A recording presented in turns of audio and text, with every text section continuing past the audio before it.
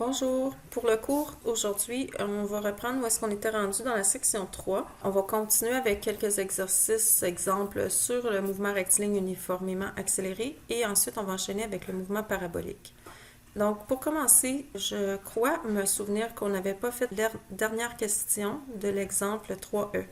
Si jamais je me trompe, vous pouvez juste avancer la vidéo pour aller au prochain exemple, mais je vais reprendre de là. Donc on avait une balle qui était lancée à partir d'une hauteur de 1,35 m au-dessus du sol, puis ça montait de 70 cm et ça retombait au sol. La dernière question, on demandait de déterminer la vitesse instantanée de la balle au moment où elle arrive au sol. Là, il faut comprendre que quand on s'intéresse à des mouvements comme ça qui sont soumis à la gravité, si on parle de la vitesse quand ça arrive au sol, ce qu'on veut connaître, c'est la vitesse d'impact, donc la vitesse à laquelle ça va frapper le sol. Donc, ce n'est pas zéro, là. C'est avant que ça frappe le sol, là, juste au moment que ça arrive. Alors, pour faire ça, je vais vous montrer deux façons différentes. Il y a souvent plusieurs façons de travailler en cinématique.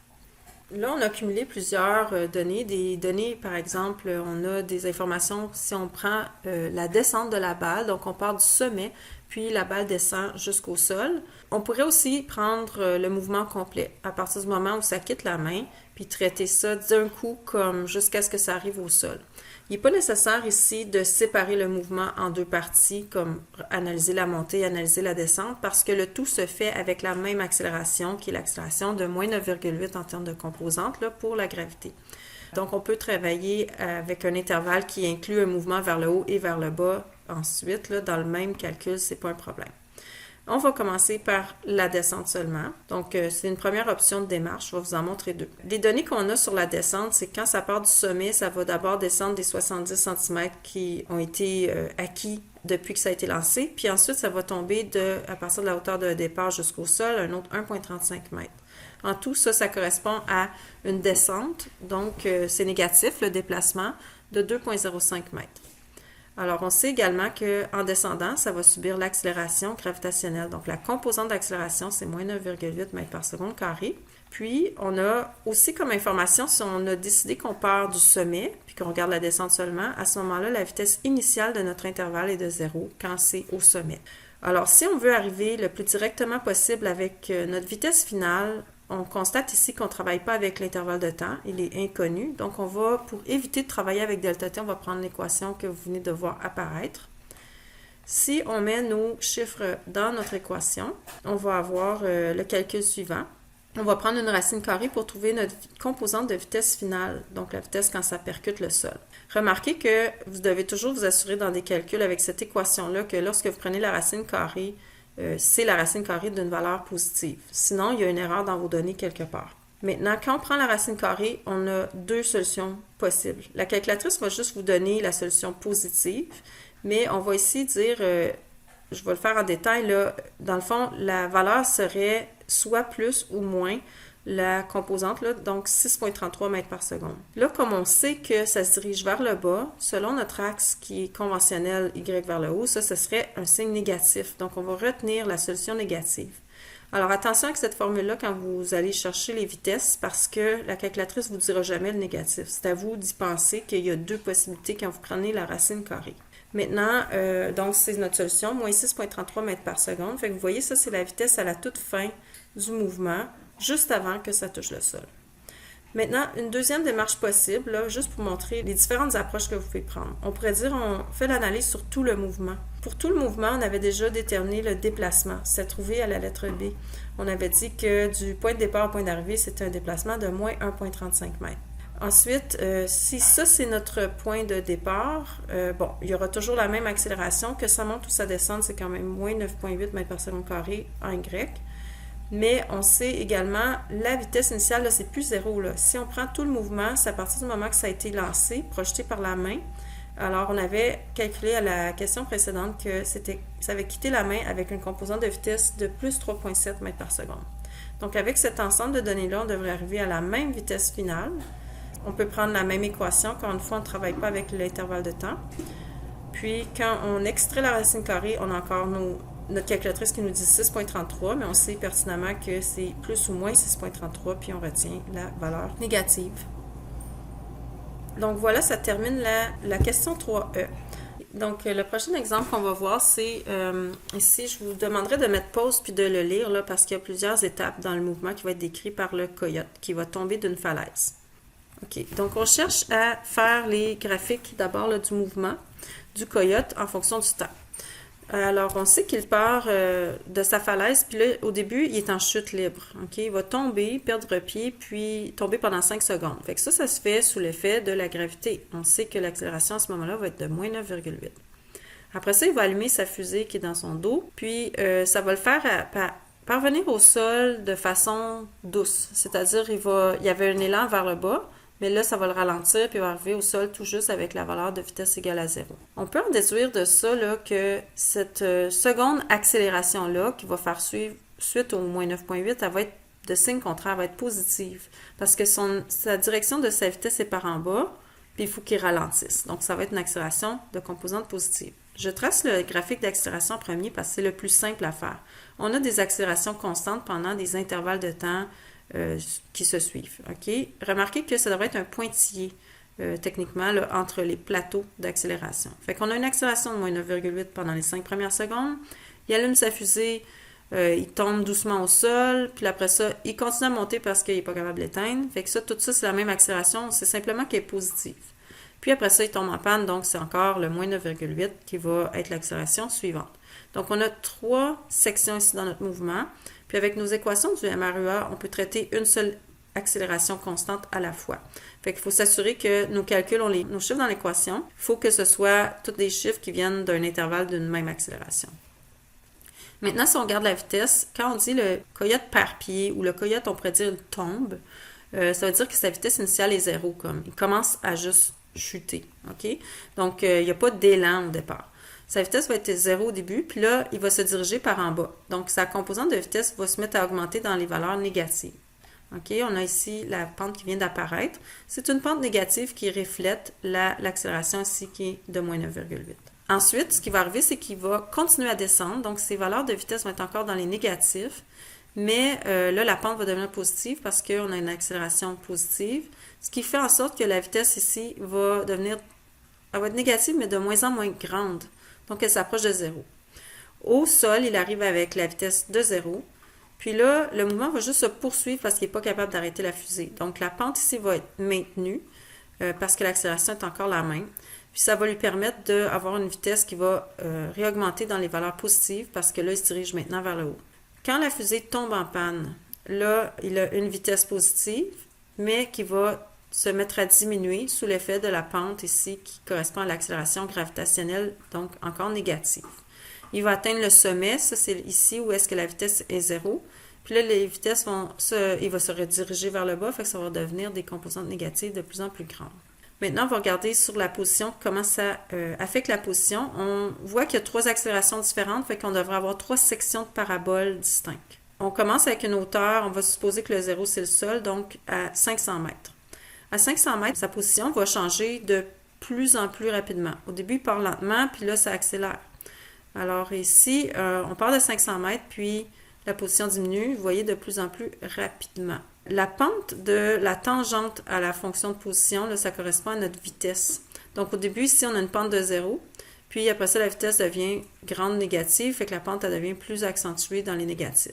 Mais après ça, ça va s'inverser cette tendance-là parce qu'il va démarrer la fusée. Fait que là, il va arriver au sol de plus en plus doucement. Là, remarquez, ça devrait être toute une même parabole ici, mais c'est pas très bien tracé là quand j'ai fait le dessin sur PowerPoint. Là. Ça devrait être tout un bol comme ça, qui est la même parabole parce qu'on a la même accélération dans cette section-là. Même chose pour qu'est-ce qui va suivre ici. Le plateau devrait être plat là, au sommet. Mathématiquement, là, on peut aussi utiliser un truc, là, c'est que la dérivée seconde de la position, c'est l'accélération. Quand la dérivée seconde est négative, le bol de la parabole il est à l'envers. C'est une courbure négative qu'on appelle. La courbure positive qu'on a ensuite, c'est lorsque la dérivée seconde ou l'accélération est positive. Puis ensuite, c'est suivi d'une autre courbure négative. Donc, voici là un peu le tracé de notre cheminement là, du coyote. On n'a pas parlé là, que quand il tombe en panne, dans le fond, sa position va augmenter de moins en moins vite.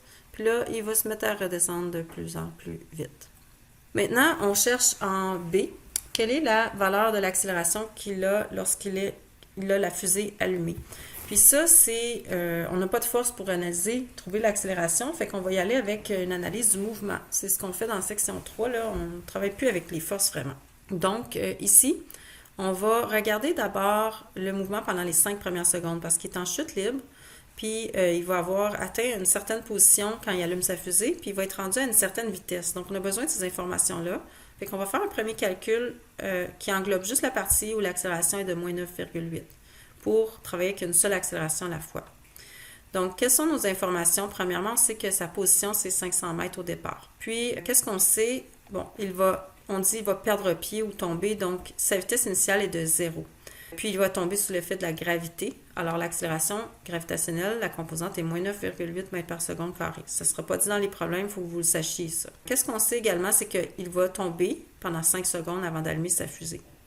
Alors là, on va aller s'intéresser à trouver quelle est la vitesse au bout de ces 5 secondes-là, la composante, et de combien il va s'être déplacé. Pour commencer, pour trouver la vitesse, on peut y aller avec l'équation suivante. On va avoir notre vitesse initiale de 0, puis on va ajouter ici l'accélération, moins 9,8, multiplié par le temps, 5 secondes. On obtient que la composante de sa vitesse après les 5 secondes, c'est moins 49 mètres par seconde. Ça va être la vitesse initiale de notre prochaine analyse quand il va allumer sa fusée. Donc là, on veut aussi trouver il est rendu où. Fait que si on calcule son déplacement, je peux y aller avec l'équation que j'ai fait apparaître ici, dans laquelle la vitesse initiale est 0. Donc, il va nous rester juste le dernier terme, là. Le déplacement va être égal à 1/2 fois l'accélération, moins 9,8 fois 5 au carré, le temps au carré. Fait que ça nous donne ici qu'il va d'abord se déplacer de moins 122,5 mètres pendant les 5 premières secondes. On pourrait transformer ça en position si on veut. Rappelez-vous que le déplacement correspond à la position finale moins la position initiale. Fait que si on veut la position finale, on peut ajouter, on isole là, la position finale là-dedans. Ça veut dire qu'on peut faire position initiale plus déplacement. Donc, si je prends mon 500 mètres, la position initiale, j'ajoute le déplacement de moins 122,5 et j'obtiens qu'il est rendu à la hauteur 377,5 mètres. Donc, ça va devenir des informations qui vont être utiles pour la suite du calcul. Là, on va analyser maintenant la descente avec la fusée en marche. On regarde juste la descente parce qu'on a une information quand il arrive au sol. On sait que la vitesse, quand il va arriver au sol, va atteindre la valeur 0. Donc, il commence avec, à partir maintenant de la position 377,5 mètres. Fait que là, ça me permet d'aller calculer que son déplacement, dans le fond, ça va être position finale moins initiale, 0 moins 377. Fait que c'est un déplacement négatif de cette valeur-là. Donc, sa vitesse initiale quand il allume la fusée, c'est le moins 49 mètres par seconde. Puis, sa vitesse finale quand il arrive au sol, c'est 0. Et là, je cherche quelle est l'accélération. Pour trouver l'accélération de façon le plus directe possible ici, je vais y aller sans passer par le delta t, donc avec l'équation des vitesses qui contient les vitesses au carré. Ici, ça va me permettre d'isoler ma composante d'accélération. Puis, ça va confirmer qu'elle est positive comme on avait prévu là, lorsqu'on a parlé des graphiques. Ça me donne ici que lorsque sa fusée est allumée, son accélération est de 3,18 mètres par seconde carré et ça pointe vers le haut, c'est bel et bien positif. La dernière question de cette situation-là, c'est quelle est la hauteur maximale que le coyote va atteindre après que sa fusée se soit éteinte, soit tombée en panne. Donc là, on va regarder encore le mouvement à partir du sol. On connaît la vitesse au sol, ça va être une vitesse initiale de 0 à une position initiale de 0. On part de là. Puis, on sait maintenant que l'accélération, elle va continuer d'être 3,18 mètres par seconde carré tant que sa fusée est allumée. Et elle va rester allumée à partir du sol pendant 5 secondes. Donc là, encore une fois, on va aller chercher, bon, il est rendu où? Quelle est sa vitesse après ces 5 secondes? On va commencer par aller calculer son déplacement. Donc ici, à nouveau, la vitesse initiale est 0. Donc, on a un calcul rapide ici qui nous permet d'établir qu'il va avoir un déplacement de 39,75 mètres. C'est là qu'il va tomber en panne. On demande la hauteur maximale. Mais voyez-vous, ça, c'est pas sa hauteur maximale parce que là, il va avoir une vitesse qui est vers le haut. Là, il est en train de monter. Ça fait en sorte que c'est comme si on le lance vers le haut. Il va continuer à monter un peu sous l'effet de la gravité avant de redescendre. Donc là, on a besoin de trouver quelle est la vitesse qu'il a atteint pour savoir jusqu'où il va monter. OK, fait qu'on va aller calculer la vitesse finale avec le même intervalle. Là. Donc, ça va nous donner la vitesse au moment où il tombe en panne. Ça revient à un calcul ici de 3,18 fois 5. et on obtient que la vitesse du coyote au moment où la fusée tombe en panne, c'est 15,9 mètres par seconde. Donc là, on va faire un dernier calcul où est-ce qu'on considère l'ascension lorsque la fusée est en panne. Donc, il continue à monter jusqu'au point le plus haut où la vitesse va prendre la valeur de 0. Donc, là, on sait qu'au sommet, sa vitesse finale est 0, puis sa vitesse initiale, quand il tombe en panne, c'est 15,9 mètres par seconde positif. Autre chose qu'on sait, c'est que là, il n'y a plus la fusée allumée, donc c'est moins 9,8 mètres par seconde carré son accélération. Là, on veut trouver de combien il va à nouveau se déplacer. Voici le calcul. On a les informations pour obtenir notre dernier déplacement. Il va faire un autre 12,9 mètres supplémentaire après être tombé en panne. Donc, pour répondre à la question, quelle est la hauteur maximale? Bien là, on était parti du sol. On a eu un premier déplacement de 39,75 et on va ajouter à ça un deuxième déplacement de 12,9. Et ça nous donne que la hauteur maximale du coyote, après la panne, ça va être 52,6 mètres. OK, la prochaine situation qu'on va analyser, je vais vous montrer qu'on peut faire une analyse d'un exercice avec du MRUA en analysant le graphique. Au lieu de juste regarder notre série de 4 équations, on peut travailler avec le graphique de la vitesse en fonction du temps, puis aller chercher les paramètres là-dessus. Pourquoi la vitesse en fonction du temps? C'est qu'il contient et des informations sur la vitesse, ce graphique-là, mais il contient aussi avec la pente des informations sur l'accélération. Puis en plus, on a vu qu'avec l'air sous la fonction, on peut aller aussi chercher des informations sur le déplacement. Donc, il contient un peu toutes les informations du mouvement. Fait qu'ici, on a la situation où est-ce que le tramway prend 10 secondes à s'arrêter en pesant sur le frein. On ne sait pas c'est quoi sa distance d'arrêt. Mais on dit qu'un jour, quand il voit un petit caniche sur le rail, il applique les freins tout de suite. Puis, il va atteindre la position où était le chien 8 secondes après avoir commencé à freiner. Mais bon, le chien s'est tassé, heureusement. Puis après ça, il va faire un autre 4 mètres et là, il va être immobilisé. Donc, on cherche à savoir quelle était la distance entre le tramway et le caniche au moment où le chauffeur a commencé à freiner. Donc, l'approche qu'on va prendre, c'est de tracer le graphique de la vitesse en fonction du temps ici. Il est très simple. On a juste un freinage. OK? Donc, on part d'une vitesse initiale inconnue. Puis, ça prend 10 secondes pour que la vitesse atteigne 0. Autre chose qu'on sait qu'on va ajouter dans le graphique, c'est que ça lui prend 8 secondes pour atteindre une certaine position où était le chien. Puis après ça, il va faire un dernier 4 mètres pour s'arrêter. Sur le graphique de vitesse en fonction du temps, le déplacement de 4 mètres, c'est l'air. Okay? Donc, l'air entre 8 secondes et 10 secondes, ça va correspondre à un triangle ici qui équivaut à 4 mètres de déplacement. Là, remarquez que c'est pas du tout à l'échelle, mais je ne voulais pas travailler avec un triangle trop petit. J'ai comme fait un peu plus gros. Alors, première chose qu'on va faire ici, c'est justement se servir de cette aire-là, parce qu'on sait qu'elle correspond au déplacement. Si l'aire est égale à 4 mètres, je vais pouvoir aller chercher la hauteur de mon triangle. Puis ça va correspondre à la vitesse du tramway à mon temps 8 secondes. OK? Donc, voici, j'ai 4 mètres qui correspond à ma hauteur, la vitesse à 8 secondes, fois la base. La base, c'est une durée de 2 secondes. Puis on divise par 2 parce que c'est un triangle. Les unités ici, c'est bien 4 mètres parce qu'on prend des mètres par seconde et on multiplie par des secondes. Donc, ça annule les secondes, il nous reste des mètres. Bref, on obtient notre vitesse à 8 secondes, qui est une valeur ici de 4 mètres par seconde. Bon, je pense que je ne l'ai pas ajouté sur le graphique, mais vous pourriez l'ajouter là, ici sur la colonne à gauche. Là, la prochaine chose, c'est que maintenant qu'on connaît la vitesse finale puis initiale d'un petit intervalle de temps, on va pouvoir aller chercher l'accélération, ce qui est la pente ici du graphique. Fait que je travaille sur encore la section ici entre 8 et 10 secondes. L'accélération, la pente, ça va être la variation de la vitesse sur la variation du temps. Donc, ici, je prends ma vitesse à 10 secondes, moins ma vitesse à 8 secondes, puis je divise par l'intervalle de temps. Donc, ma vitesse finale de 0, moins ma vitesse initiale de 4 sur un intervalle de temps de 2 secondes, ça me donne que mon accélération ici est de moins 2 mètres par seconde carré. Mais là, cette accélération-là, elle est la même pendant tout le freinage. Fait que là, on pourrait se servir maintenant de cette accélération-là qui est la pente, puis juste travailler sur un plus grand intervalle de 0 à 10 secondes pour aller chercher notre vitesse initiale du tramway. C'est ce qu'on va faire ici. Remarquez que je prends de 0 à 10 secondes, mais on pourrait faire de 0 à 8 secondes. Ça fonctionnerait également. Il faut juste adapter nos valeurs dans notre calcul. OK. Fait que je reprends encore mon calcul que A, c'est delta V sur delta T. Donc, A, je sais maintenant que l'accélération, c'est moins 2 mètres par seconde carré. Ma vitesse finale à 10 secondes, c'est 0. Je soustrais ma vitesse initiale inconnue au temps 0. Puis je divise par l'intervalle de temps. Là, je travaille sur 10 secondes. J'obtiens maintenant que ma vitesse au départ, c'était 20 mètres par seconde. Fait que là, je peux maintenant aller déterminer ce que je cherche. Ce que je cherche, c'est le déplacement qu'il y a eu entre le moment où on a commencé à freiner puis le moment où on a atteint la position où était le chien. Donc, c'est l'aire ici du trapèze qui est de 0 à 8 secondes. Fait qu'on peut faire ici l'aire du trapèze directement.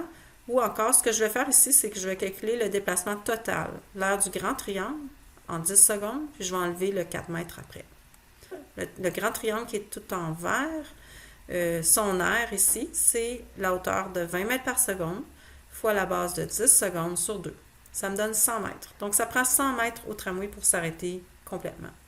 Puis là, on voulait savoir c'était quoi la distance entre le moment où il a vu le chien, puis où est-ce qu'il est arrivé à la position du chien. Donc, on va enlever le 4 mètres qu'il a fait de plus après avoir passé cette position-là. Donc, on obtient qu'il y avait 96 mètres qui le séparaient du chien au moment où il a commencé à freiner. C'est juste pour vous montrer ici une autre façon d'approcher un problème. Vous pouvez utiliser les graphiques tout autant que vous voulez là, pour faire vos exercices parce que nos équations viennent des graphiques. Donc, c'est aussi valide.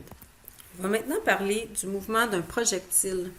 Alors, quand on parle d'un projectile, c'est que là, un objet voyage dans les airs librement, mais il a été lancé avec une composante de vitesse horizontale. Ça veut dire qu'il va décrire un mouvement là, un peu comme sur l'animation que vous allez voir. Bon. Alors, pendant que vous regardez ce mouvement-là, bon, c'est pas en temps réel, là, mais le projectile il va monter, redescendre en décrivant une trajectoire qui a une forme parabolique. Mais si on s'intéresse à la composante d'accélération pendant le mouvement, on constate que la seule force qui agit sur le projectile, c'est le diagramme de force est à gauche, là, c'est son poids. Donc, la seule accélération, c'est l'accélération gravitationnelle. Donc, on a un mouvement où est-ce qu'on a une composante d'accélération verticale de moins 9,8 en grec, puis à l'horizontale, on a une composante d'accélération qui est 0. Il n'y a aucune force ici à l'horizontale. Les cas qu'on va analyser, on néglige le frottement de l'air. On retient ici donc que le mouvement parabolique ou le mouvement d'un projectile, c'est une combinaison de deux mouvements. Un qui est sans accélération ou accélération nulle en X, puis un mouvement accéléré en Y, sous l'effet de la gravité. Maintenant, si on regarde les graphiques de la vitesse et de la position en fonction du temps, voici ce que ça donne pour la vitesse.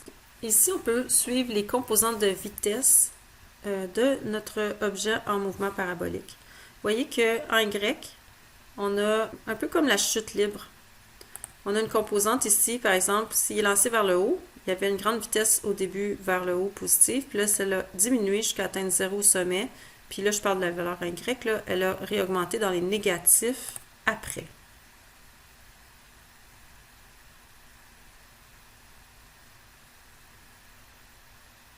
Ça, c'est reflété par le graphique qu'on voit à droite. Okay? Une vitesse positive au début pour la composante Y, puis une composante négative suite à avoir traversé le sommet.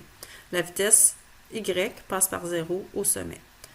En X, là, c'est autre chose. Regardez bien le vecteur ici de la vitesse en X. Celui-ci ne change pas parce qu'il n'y a pas de force en X. Donc, l'accélération en X est de 0. Qu'est-ce qu'on a comme vitesse en X? C'est que la vitesse qu'on avait au départ à l'horizontale, elle est maintenue tout au long du trajet pendant que l'objet monte et descend. OK? Donc, on a un plateau ici, ce qui concorde avec un mouvement uniforme selon les X, puis un mouvement uniformément accéléré selon les Y. On peut aller voir aussi les graphiques de position. Alors ici, comme on a un mouvement uniformément accéléré en Y, on va avoir la position ici qui décrit une trajectoire parabolique au niveau de la hauteur par rapport au temps. Alors qu'en X, la position fait juste comme il chemine constamment. Sa vitesse est constante, donc la position ici est une droite, car il n'y a pas d'accélération selon les X. On va aller travailler un petit exemple là, pour mettre ça un peu plus en concret, là, comment on travaille avec ça dans la réalité lorsqu'on analyse une situation. Donc ici, on a une balle qui a été lancée à une vitesse qui est connue, là, 21 mètres par seconde de module, à partir d'un toit qui est haut de 16 mètres. Puis là, elle va être lancée, on va l'observer jusqu'à ce qu'elle arrive au sol plus tard. L'angle auquel elle est lancée est important aussi, c'est 30 degrés au-dessus de l'horizontale. Là, quand on travaille avec un mouvement parabolique, il faut décortiquer tout de suite notre vitesse. On ne va jamais travailler avec le 21 mètres par seconde ici parce que c'est la composante x puis y de notre 21 mètres par seconde qui va être comme affectée soit par aucune accélération en x ou la gravité en y. Donc ici, on va commencer par regarder qu'est-ce qu'on a en x. OK, on connaît notre vitesse initiale en x. Ça va être simplement notre 21 cos de 30. Ça nous donne ici 18,18 mètres par seconde comme composante de vitesse en x. Cette vitesse-là va être maintenue tout le temps que le projectile monte et descend parce que l'accélération en x est de 0. Maintenant, en y, bien là, on peut aussi calculer notre vitesse initiale, sa composante y. Ça va être simplement 21 sin de 30, ce qui donne 10,5 mètres par seconde. Puis là, l'accélération, le portrait est différent. C'est le moins 9,8 mètres par seconde carré qui va affecter juste notre composante en y. L'autre chose qu'on sait sur la direction y, c'est que la hauteur initiale, c'était 16 mètres, puis ça va arriver au sol à la fin. Donc, si on considère l'ensemble du mouvement, bien, le déplacement va être de 0 moins 16, moins 16 mètres. On demande en A de trouver la durée de la trajectoire de la balle dans les airs. Si on travaillait selon les informations qu'on a, on ne peut pas vraiment travailler selon la direction X pour l'instant pour trouver la durée parce qu'on n'a pas vraiment d'informations en X, il y en a moins. OK? Fait qu'on va commencer par analyser la direction Y. Fait qu'on va prendre nos informations qu'on a ici puis considérer quelle équation qu'on pourrait utiliser pour arriver le plus rapidement possible au delta T. On constate qu'on n'a pas la vitesse finale en Y. La composante de vitesse finale en Y, c'est la vitesse, sa composante là, verticale quand il percute le sol, la balle. Elle percute le sol. Donc, c'est pas connu. OK? Ce n'est pas 0. On va utiliser ici, pour aller de façon directe, l'équation qui n'a pas la vitesse finale dedans. Là, quand on met nos valeurs là-dedans, on se rend compte qu'on a une belle équation parabolique. Donc, pour traiter ça, il faut d'abord mettre tous les termes du même côté de l'égalité. Puis on travaille avec ce qui est devant le delta t carré, c'est le paramètre A. Ce qui est devant le delta t, c'est le B. Et ensuite, le terme constant, c'est le C. Vous avez l'équation, vous la connaissez, là. Puis c'est pas dans l'aide-mémoire parce que c'est comme prérequis du secondaire, là. Fait que c'est considéré que vous savez travailler avec ça. Vous avez peut-être une calculatrice scientifique qui permet d'aller chercher les racines d'une quadratique. Si c'est pas une calculatrice qui est programmable avec un gros écran, il n'y a pas de problème, vous pouvez l'utiliser. Mais sinon, il faut vous rabattre sur l'équation moins b, plus ou moins racine carrée de b carré moins 4ac sur 2a. Okay, vous savez de quoi je parle. Donc, on va chercher les deux solutions de delta t. Mais ici, il n'y a qu'une solution qui va donner un temps positif. À ce moment-là, vous n'avez même pas besoin de mettre la solution de temps négative parce que c'est sûr que d'emblée, c'est exclu. Un temps ne peut pas être négatif. Fait qu'on obtient ici que l'objet va passer 3,17 secondes dans les airs. Petite remarque, par exemple, c'est qu'il est possible d'éviter de travailler avec la quadratique. On aurait pu quand même prendre un cheminement en deux étapes. D'abord, on pourrait calculer la vitesse finale à partir de l'équation avec les vitesses au carré. Puis là, par contre, il faudrait bien tenir compte que la vitesse finale, sa composante est négative quand on extrait la racine carrée parce que ça va se diriger vers le bas en arrivant au sol. Et ensuite, on pourrait aller calculer delta t avec une autre équation qui contient v finale et delta t. Donc, ça permettrait, si vous voulez vraiment éviter la parabole, de travailler comme ça. En B, maintenant, on demande quelle est la portée horizontale du projectile? La portée horizontale, c'est simplement le delta x, le déplacement en x entre le début et la fin du mouvement. Alors là, on va retourner à nos informations en x. On sait que l'accélération est 0 en x. À ce moment-là, on a un mouvement uniforme. Il n'y a pas d'accélération, c'est-à-dire la seule équation qui est utile, c'est Vx égale delta x sur delta t. On ne prend pas nécessairement les équations du MRUA pour travailler en x. Malgré qu'on pourrait, parce que si vous tenez compte que la vitesse initiale et la vitesse finale, c'est la même valeur, l'accélération, vous mettez 0, ça marcherait, mais ça vous ramènerait toujours à l'équation que vous venez de voir ici, V égale delta x sur delta t. Fait qu'on est aussi bien d'y aller directement avec ça. Donc, notre composante ici, on parle vraiment de la composante de vitesse en x, c'est elle qui est constante. Ça avance à 18,18 mètres par seconde vers la droite pendant que ça monte et descend. La durée est maintenant connue, c'est 3,17 secondes. Fait que là, on peut calculer que le projectile va parcourir 57,7 mètres à l'horizontale avant d'arriver au sol. On demande ensuite quelle est la hauteur maximale atteinte par la balle. La hauteur, c'est un paramètre en Y. Donc, là, on va travailler avec une analyse en Y. On va aller voir qu'est-ce qu'on connaît entre le point de départ puis le moment où ça arrive à la hauteur maximale. Donc, on considère l'ascension de la balle. Alors, on a déjà dit, la vitesse initiale est de 10,5 mètres par seconde. Ça va être affecté par la gravité. Donc, on a une accélération de moins 9,8. Puis, on sait aussi que la composante de vitesse finale au sommet en Y va être de 0. Donc, sachant ça, on peut aller calculer notre déplacement. Avec l'équation que vous venez de voir ici apparaître, c'est le plus rapide. On met nos informations là-dedans et on calcule le déplacement delta Y. On obtient ici que ça va monter de 5,6 mètres. Puis là, ça va atteindre le sommet. Attention par contre, là, la façon que la question est formulée, on demande la hauteur maximale. Donc ça, c'est par rapport au sol. Il faudra donc prendre en considération que la balle est partie déjà d'une hauteur de 16 mètres. Donc le 5,6 mètres vient s'ajouter aux 16 mètres. Et là, on obtient notre hauteur maximale par rapport au sol de 21,6 mètres. À la question D, on demande quel est l'angle d'impact de la balle quand elle percute le sol.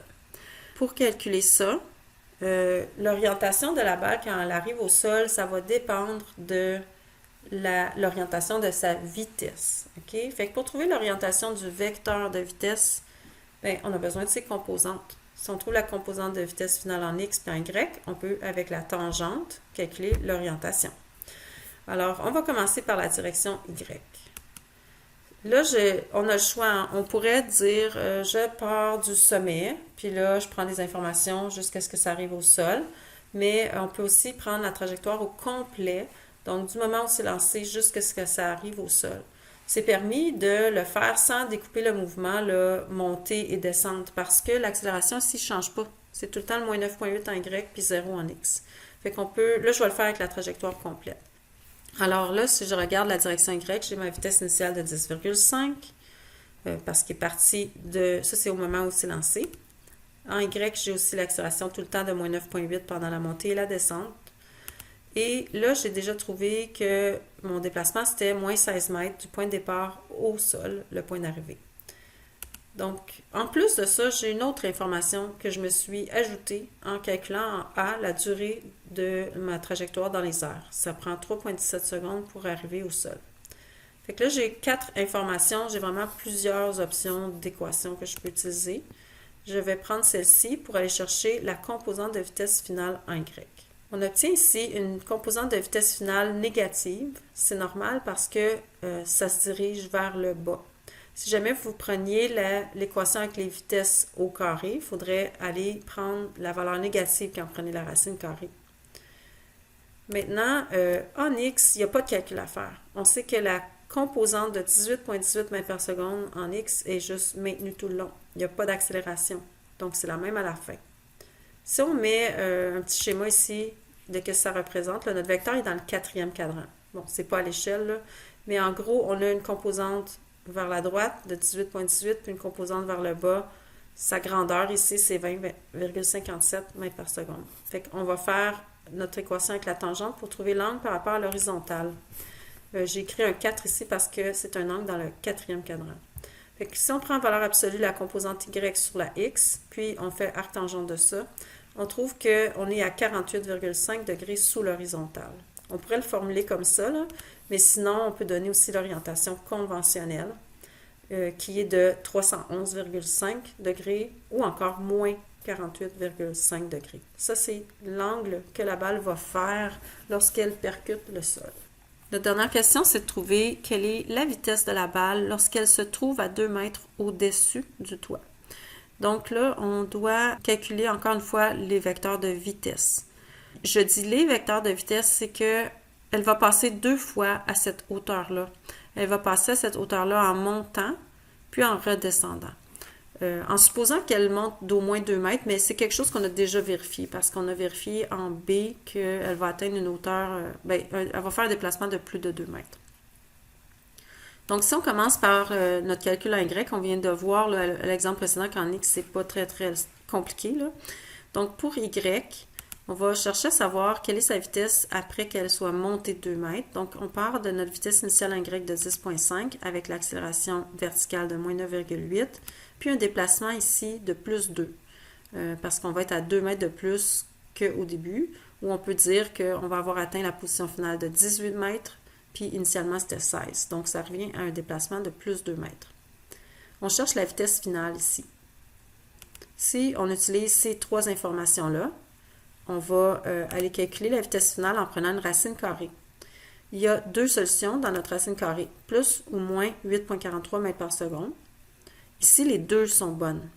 Quand la balle va être en train de monter et qu'elle va passer à la bonne hauteur, sa vitesse initiale en Y va être de plus 8,43 mètres par seconde parce qu'elle monte. Et quand elle va redescendre en passant vis-à-vis de la même position, sa vitesse va avoir la composante négative de 8,43 mètres par seconde. Donc, on retient les deux. En X, on sait que tout le long, elle s'en va avec la vitesse 18,18 mètres par seconde. Donc, on a deux vecteurs de vitesse à fournir. Puis, comme il n'est pas précisé ici de donner leur grandeur et leur orientation, il est plus simple de procéder avec les vecteurs unitaires. Fait que ça fait un petit rappel en même temps. On pourrait dire ici que la vitesse finale, lorsqu'il passera, la balle passera à 2 mètres au-dessus du toit, sera de plus 8,2 I plus 8,43 J mètres par seconde quand ça monte, et plus 18,2 I moins 8,43 J mètres par seconde quand ça descend. Donc ici, c'est juste la composante Y qui est vers le haut au début, puis la deuxième solution, elle est vers le bas. La dernière chose que je veux mentionner aujourd'hui, c'est la portée d'un projectile sur un sol plat.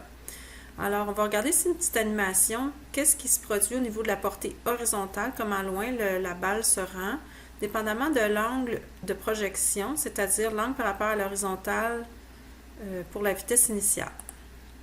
Donc, à 15 degrés ici, c'est le premier scénario. Ensuite, 30. On fait des bonds de 15 degrés. On voit qu'à 30 degrés, il s'en va plus loin. Ici, le module de la vitesse initiale est toujours le même. J'ai enlevé la caméra parce que j'ai vu que ça cachait l'animation. Alors, on voit qu'à 45 degrés, il se rend encore plus loin. Mais là, si on continue à augmenter l'angle au-dessus de 45 degrés, c'est sûr, on ne fait pas tous les scénarios ici, mais on observe que la portée horizontale rediminue. Donc, il y a une symétrie là, par rapport à l'angle de 45 degrés. Ça, c'est quelque chose qu'il va falloir que vous sachiez. Vous avez une lecture à faire dans le livre à ce sujet-là. C'est la page 94, l'exemple 4,2. Ça explique le concept de portée maximale. Dans l'animation ici, on voit que la portée maximale semble être de 45 degrés. Dans le livre, on va vous expliquer un peu pourquoi. Et c'est le cas. Donc, si vous aviez un exercice à résoudre, puis on vous demande quelle est la portée maximale d'un projectile, il faudra que vous-même, vous sortiez de votre mémoire que vous allez envoyer ce projectile-là avec un angle de 45 degrés au niveau de sa vitesse initiale. Lorsque on est à un angle différent de 45 degrés, il y a deux angles qui donnent toujours la même portée horizontale. On l'a vu ici là, avec les cas 15 et 75, puis 30 degrés et 60 degrés. Il y a une symétrie par rapport à l'angle de 45 degrés. Fait que par exemple, si vous savez que vous obtenez une certaine portée horizontale pour un angle de, supposons, 40 degrés, ça, c'est 5 degrés sous le 45 degrés. Alors, si vous prenez ce 5 degrés-là, vous l'ajoutez à votre 45 degrés, vous auriez l'autre cas qui donne la même portée horizontale. Donc, pour 40 degrés et 50 degrés, on obtiendrait la même portée horizontale delta X parce que ces deux angles-là sont à un angle égal du 45.